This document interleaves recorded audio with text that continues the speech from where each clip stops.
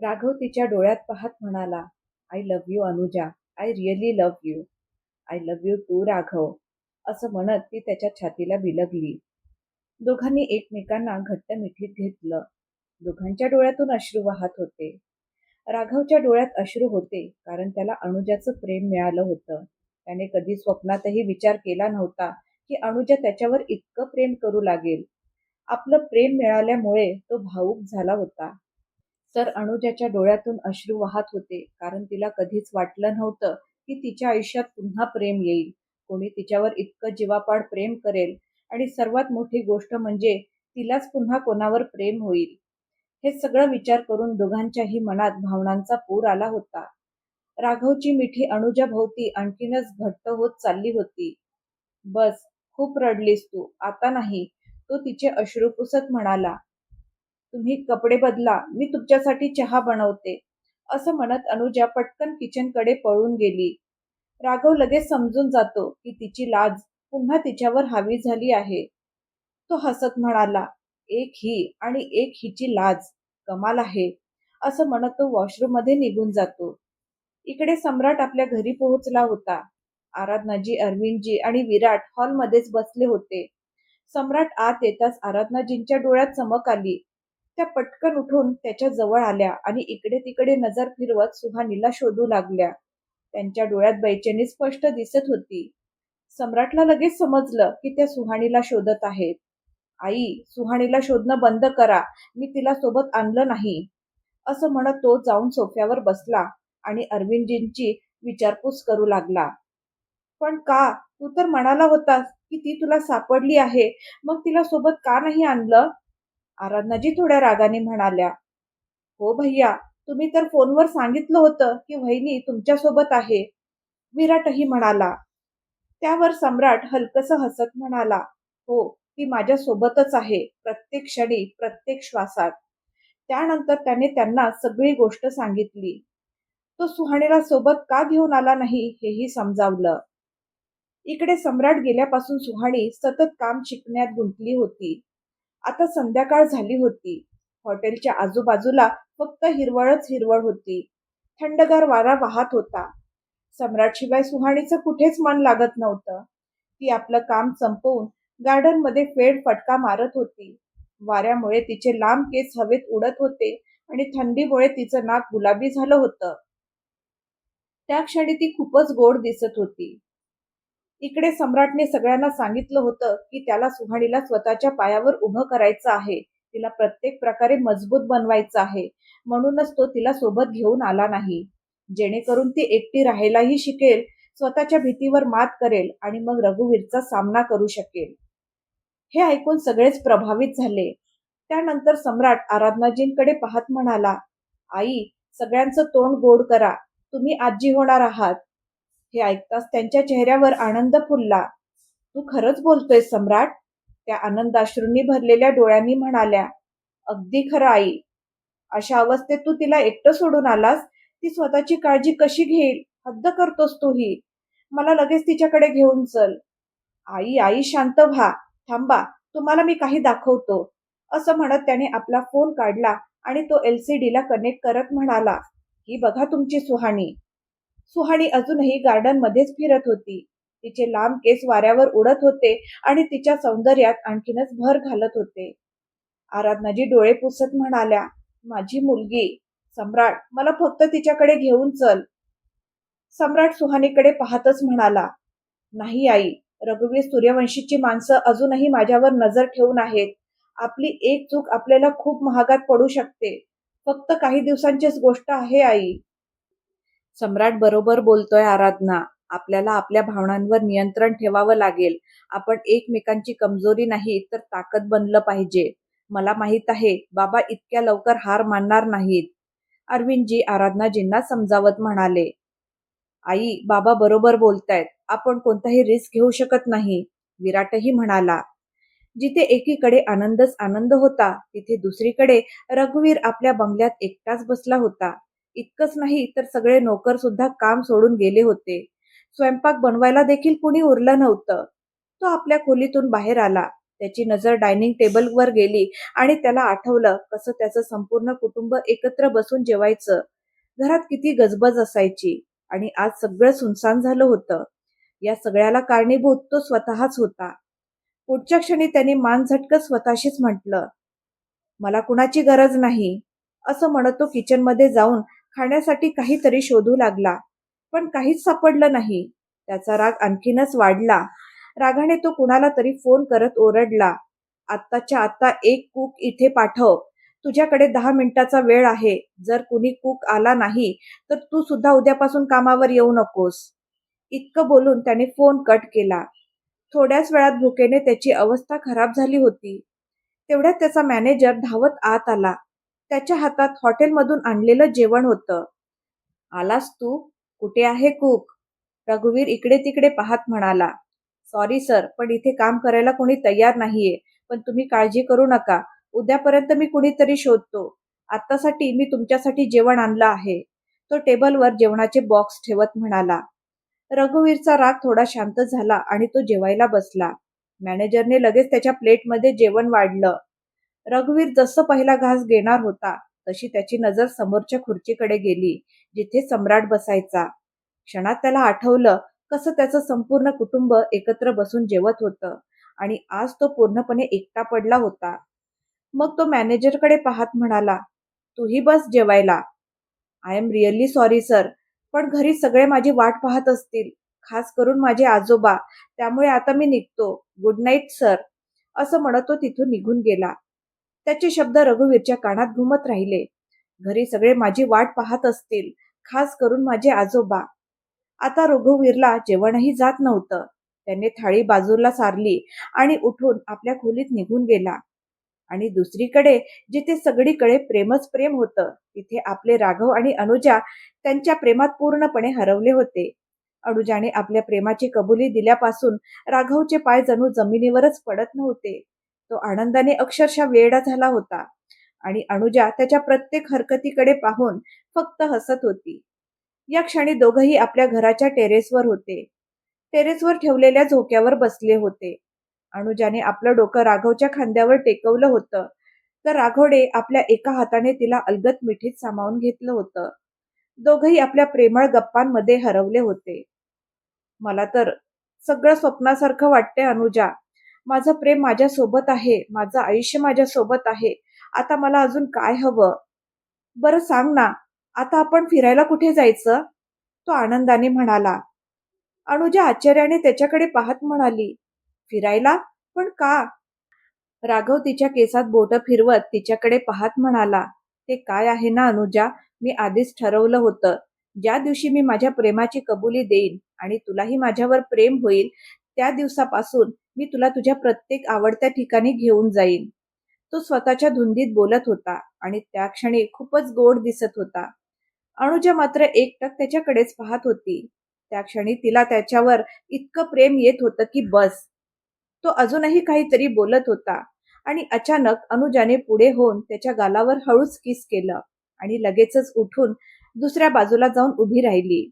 हे सगळं इतक्या पटकन घडलं की राघवला क्षणभर काही समजलंच नाही. तो अक्षरशः थक्क झाला. त्याचा हात नकळत आपल्या गालावर गेला. अनुजा मात्र चेहरा दुसरीकडे करून उभी होती.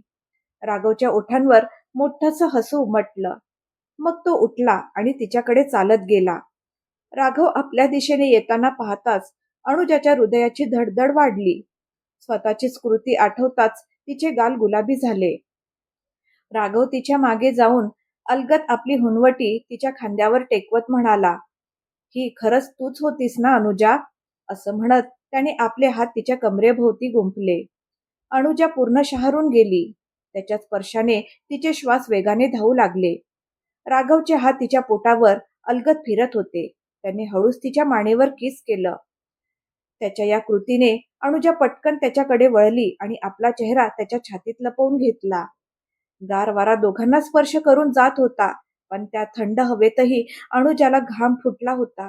तिच्या श्वासांची उष्णता राघवला आपल्या छातीवर स्पष्ट जाणवत होती. त्याने प्रेमाने तिचा चेहरा वर केला. अनुजाने आपले डोळे घट्ट मिटून घेतले. माझ्याकडे बघ ना अनुजा, तो तिला अजून जवळ ओढत म्हणाला.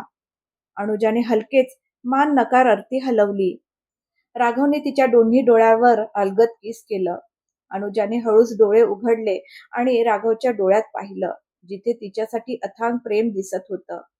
चांदण्याच्या प्रकाशात अनुजाचा गोरा चेहरा आणखीन खुलून दिसत होता. वाऱ्याने तिचे लांब चढत केस उडत होते आणि राघवला अक्षरशः वेड लावत होते. त्याच्या हाताची पकड तिच्या पाठीवर अजून घट्ट झाली. तो हलकासा तिच्या आणखी जवळ जात म्हणाला, समजत नाहीये, आकाशातला चंद्र जास्त सुंदर आहे की तू? तुला स्पर्श करायलाही भीती वाटते. कुठे माझ्या स्पर्शाने तू? अनुजा एकटक त्याच्या डोळ्यात पाहत होती. ती मध्येच आपल्या पायाच्या बोटांवर उभी राहिली आणि तिने आपले ओठ राघवच्या ओठांवर टेकवले. ओठ टेकवताच तिचे डोळे आपोआप मिटल्या गेले. राघवने तिला अजून घट्ट मिठीत घेतलं आणि तिच्या ओठांवर प्रेमाने चुंबनाचा वर्षाव करू लागला. दोघंही एकमेकांच्या प्रेमात पूर्ण हरवून गेले. काही वेळाने दोघंही एकाच चादरीत एकमेकांच्या अगदी जवळ एकमेकांचं प्रेम, स्पर्श आणि जवळीक अनुभवत होते. त्यांच्या श्वासात एकमेकांचे श्वास मिसळले होते. दोघंही एकमेकात पूर्णपणे सामावून गेले होते आणि आज खऱ्या अर्थाने ते दोघं नवरा बायको म्हणून एक झाले होते. दुसऱ्या दिवशी सकाळी हॉटेलमध्ये सुहाणी शांतपणे झोपली होती. सम्राट तिच्याकडे एकटक पाहत होता. झोपेसुद्धा किती क्यूट दिसते ही, मन तर करते आत्ताच हिच्याकडे जावं. तो स्वतःच्या छातीवर हात ठेवत म्हणाला. पिंक रंगाच्या नाईटीमध्ये सुहाणी खूपच सुंदर दिसत होती. तिचे रेशमी केस चेहऱ्यावर येऊन तिच्या सौंदर्यात अजून भर घालत होते. सम्राट तर फक्त तिलाच पाहत राहिला. तिच्याकडे पाहत तो हळूच म्हणाला, माझी झोप चोरून स्वतः मात्र किती शांत झोपली आहे. हिला तर आता दाखवतोच, असं म्हणत त्याने तिला फोन लावला. 2-4 रिंग नंतर सुहानीने डोळे बंद ठेवूनच फोन उचलला आणि कानाला लावला. काय आहे मिस्टर सूर्यवंशी, सकाळी सकाळी चैन नाहीये का तुम्हाला? जेव्हा तुम्हाला माहित आहे की तुम्ही माझ्याशिवाय राहू शकत नाही, मग मला सोडून गेलातच कशाला? ती हसत म्हणाली. सम्राट तिच्याकडे पाहत स्वतःही हसत होता. काय झालं, आता शांत का झालात? माझ्याशिवाय चैन नाही ना? ती पुन्हा चिडवत म्हणाली. सकाळी सकाळी जास्त डोकं चालवू नको मिसेस सूर्यवंशी. हो, नाहीये मला चैन तुझ्याशिवाय. माझं मन कुठेच लागत नाहीये. प्रत्येक ठिकाणी फक्त तूच दिसतेस. झोपेत, जागेपणी, प्रत्येक क्षणी, प्रत्येक श्वासात. सम्राट जणू मन हलकं करत म्हणाला. त्याचं बोलणं ऐकून सुहाणीच्या चेहऱ्यावर मोठं हसू उमटलं. ती उठून बसत म्हणाली, हाय माझे सडू, आज तर दिवसच बनवला तुम्ही. मागा, तुम्हाला जे मागायचं आहे ते मागा, ती नाटक करत म्हणाली. सम्राट मनातच हसला. पागल नाटकबाज कुठली, माझीच मजा घेते. थांब, आता हिला दाखवतो. मग तो थोडा गंभीर होत म्हणाला, हे सगळं सोड, ज्या कामासाठी फोन केला आहे ते ऐक. त्याचा आवाज ऐकून सुहानीही थोडी गंभीर झाली. बोला, ती केस कानामागे सारत म्हणाली. किती वेळा सांगितलंय तुला, पिंक घालून झोपू नकोस. माहित आहे का किती हॉट आणि सेक्सी दिसतेस तू पिंक मध्ये? आणि तुझी ती स्ट्रॅप जी खांद्यावरून खाली सरकली आहे ना, शपथ जीव घेत आहे माझा, तो तिला चिडवत म्हणाला. त्याचं बोलणं ऐकताच सुहाणीचे गाल लाल झाले. तिने पटकन आपल्या खांद्याकडे पाहिलं. खरंच तिच्या नाईटीची स्ट्रॅप खांद्यावरून खाली सरकली होती. तिने लगेच स्वतःला ब्लँकेटमध्ये लपवलं आणि लाजत म्हणाली, कुठे आहात तुम्ही? तुम्हाला कसं कळलं की मी काय घातले? खरं सांगा, कुठे आहात? सम्राट आज तिची पूर्ण मजा घेत होता. मी तुझ्या हृदयात आहे मायजान, असं म्हणत त्याने फोन कट केला. सुहानी हॅलो हॅलो करतच राहिली. मग ती पटकन उठली, कपडे नीट केले आणि संपूर्ण खोली तपासू लागली. मग शॉल घेऊन बाहेरही पाहून आली. पण सम्राट तिला कुठेच दिसला नाही. सुहानी मनातच पुटपुटली, काहीतरी गडबड आहे. तिकडे सम्राट मात्र तिला असं त्रास देऊन खूप खुश झाला होता. तेवढ्यात त्याच्या फोनवर कुणाचा तरी कॉल आला. फोनवर बोलताना त्याच्या चेहऱ्यावरील भाव अचानक बदलले. शेवटी तो फोन कट करत म्हणाला, फक्त अजून 15 दिवस मिस्टर रघुवीर सूर्यवंशी, त्यानंतर तुमचा खेळ संपला. तुमच्या या फालतू अहंकाराचा चुराडा करूनच राहीन मी. खरं तर 15 दिवसानंतर एक खूप मोठी डील होणार होती. जवळजवळ रघुवीरचं सगळंच त्या डीलवर लागलं होतं. जर ती डील त्याला मिळाली नाही तर त्याचं ऑफिस विकलं जाणं निश्चित होतं. पाहता पाहता ते 15 दिवसही निघून गेले. राघव अनुजा आणि सियाला घेऊन काश्मीरला फिरायला गेला होता.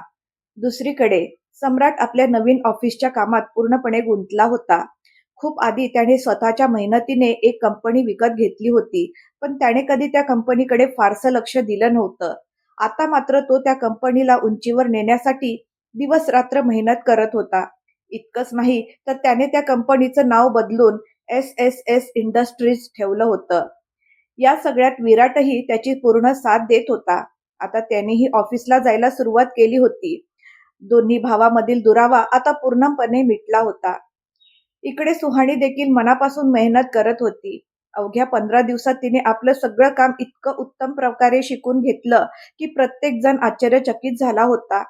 तिने फक्त कामच शिकलं नाही, तर ती चुलबुली, खोडकर सुहानी कधी एक मजबूत आणि आत्मविश्वासू मुलगी बनली हे तिलाही कळलं नाही.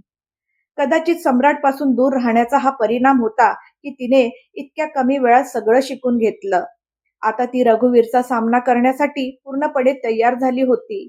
आणि मग तो दिवसही आला, ज्याची सगळे आतुरतेने वाट पाहत होते, खास करून सम्राट. आज मीटिंग होती आणि आज ठरणार होतं की ती मोठी डील कोणाला मिळणार. रघुवीरही पूर्ण तयारीनिशी तिथे आला होता. गेल्या 15 दिवसात त्याच्यासोबत खूप काही वाईट घडलं होतं.